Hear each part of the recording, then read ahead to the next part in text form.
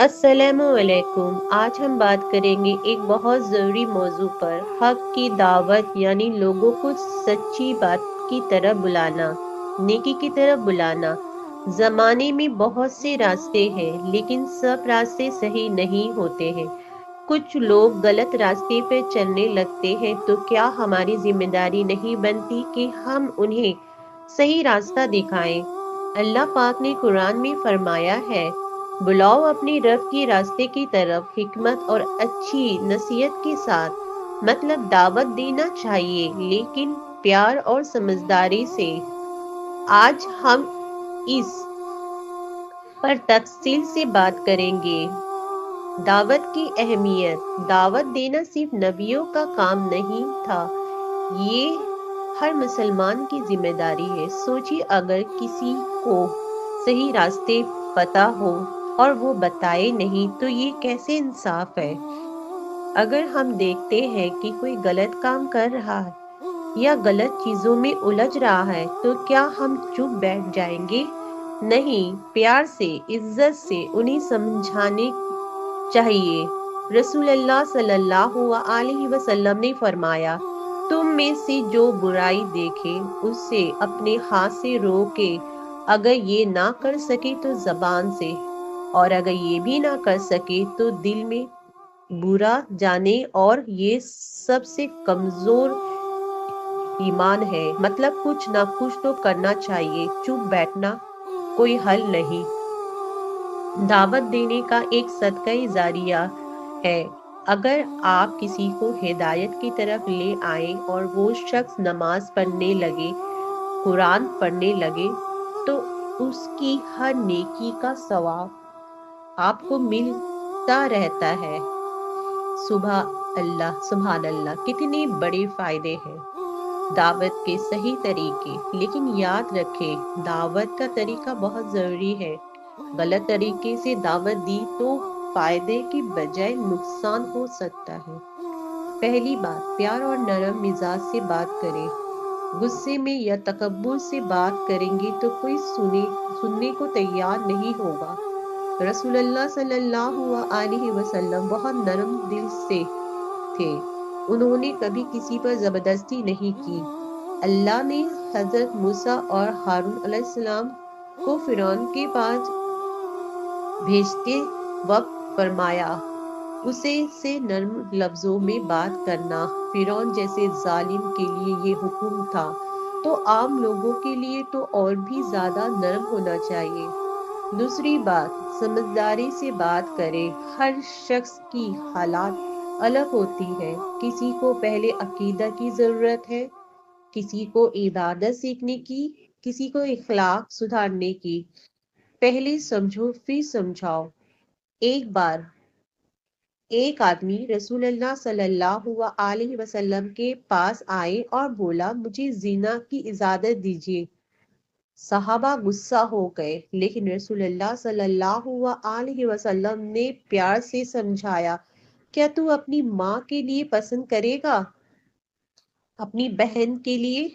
اپنی بیٹی کے لیے؟ اس آدمی کو سمجھ آ گئی اور وہ توبہ کر لیا۔ تیسری بات، پہلے اپنے آپ کو دیکھیں۔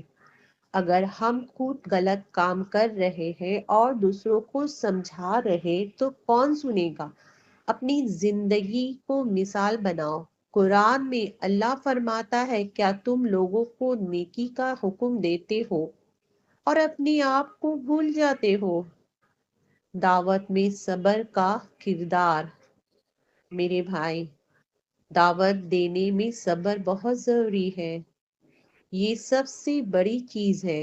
ہو سکتا ہے آج آپ کسی کو سمجھائیے اور وہ نہ مانے، کل پھر سمجھائیے پھر نہ مانے۔ پریشان مت ہوئیے، ہمت مت ہاریے۔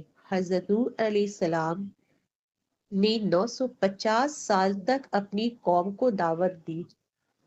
سوچو، اتنی لمبی زندگی، انہوں نے دن رات چپکے اور کھلے میں ہر طرح سے دعوت دی، لیکن صرف تھوڑے سے لوگ ایمان لائے۔ کیا انہوں نے ہمت ہاری؟ نہیں، وہ آخر تک محنت کرتے رہے۔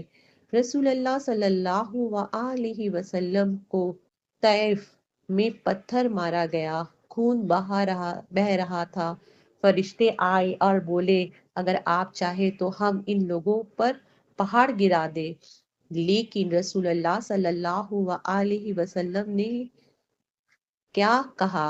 نہیں، شاید ان کی اولاد میں سے کوئی ایمان لے آئے۔ یہ ہے صبر، یہ ہے دعوت کا جذبہ۔ ہمارا کام صرف دعوت دینا ہے، ہدایت دینا اللہ کے ہاتھ میں ہے۔ ہمیں اپنے فرض ادا کرنا چاہیے، باقی اللہ پر چھوڑ دینی چاہیے۔ رزلٹ کی فکر مت کرو، محنت کرتے رہو۔ کون سے لوگ کو پہلے دعوت دیں؟ دعوت کا سلسلہ صحیح جگہ سے شروع کرنی چاہیے۔ اپنے گھر والوں کو، ماں باپ، بھائی بہن، بیوی بچے۔ رسول اللہ صلی اللہ علیہ وسلم نے سب سے پہلے اپنے قریبوں کو بلایا، رشتہ داروں کو، چاچا، پھوپھی، ماما، خالہ اور ان کے بچے، میرے پیارے بھائی اور بہن اور ان کی سالیوں کو، جن کے ساتھ اٹھتے بیٹھتے ہیں، انہوں نے ضرور سمجھاؤ۔ چوتھا، پڑوسیوں کو، اسلام میں پڑوسیوں کا بہت حق ہے۔ پانچواں، جو بھی ملے اسے اچھی بات کرے، لیکن یاد رکھے سب سے پہلے گھر سے شروع کرو۔ اگر گھر والے صحیح نہ ہو اور باہر دعوت دے رہے ہو تو یہ منافقت ہے۔ دعوت کا فوائد اور برکت، جب ہم لوگوں کو حق کی طرف بلاتے ہیں تو کتنے فائدے ہیں۔ پہلے فائدے، ہمارے اپنے ایمان مضبوط ہوتے ہیں۔ جب ہم دوسروں کو سمجھاتے ہیں تو خود بھی سیکھتے ہیں، اپنے علم پر عمل کرنے کی تحویز ملتی ہے۔ دوسرے فائدے، سمجھ بہتر بنتا ہے۔ جتنی زیادہ لوگ صحیح راستے پر آئیں گے، سمجھ اتنا ہی اچھے بنے گا، گناہ کم ہوں گے، نیکیاں بڑھے گی۔ تیسرے فائدے، اجر عظیم ملتے ہیں۔ اللہ کے پاس بہت بڑا بدلہ ہے دعوت دینے والوں کے لیے۔ رسول اللہ صلی اللہ علیہ وسلم نے فرمایا اگر اللہ تمہاری ذریعہ ایک بھی انسان کو ہدایت دے دے تو یہ تمہارے لیے لال اونٹ سے بہتر ہے، اور وہ زمانے میں لال اونٹ بہت قیمتی ہوتے تھے۔ چوتھے فائدے، قیامت کے دن یہ لوگ تمہارے لیے گواہی دیں گے۔ سوچی کتنی بڑی بات ہے۔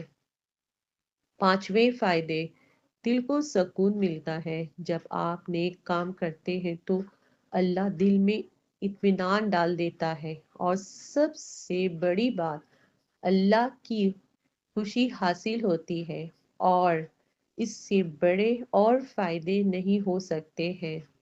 میرے پیارے بھائیوں اور بہنوں، آج سے یہ فیصلہ کریں کہ آپ دعوت کا کام ضرور کریں گے۔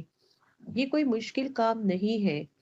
اپنے گھر سے شروع کریں، ماں باپ کی خدمت کریں اور انہیں دعا کروائیں، بھائی بہن کو نماز کی طرف بلائیں، بچوں کو قرآن سکھائیں، پھر دوستوں کو، پڑوسیوں کو سمجھائے، لیکن یاد رکھے پیار سے، سمجھداری سے اور صبر کے ساتھ۔ تکبر نہ کرے، یہ مت سوچو کہ میں سب جانتا ہوں اور دوسرے جاہل ہیں۔ نہیں، ہم سب سیکھنے والے ہیں، اور ہر روز کچھ وقت نکالے دعوت کے لیے، چاہے 10 منٹ ہی صحیح، لیکن ریگولر کرے۔ اللہ ہم سب کو حق کی دعوت دینے کی توفیق دے۔ اللہ ہم سب کو صبر اور حکمت دے۔ اللہ ہم سب کو اپنے دین پر قائم رکھے۔ آمین یا رب العالمین۔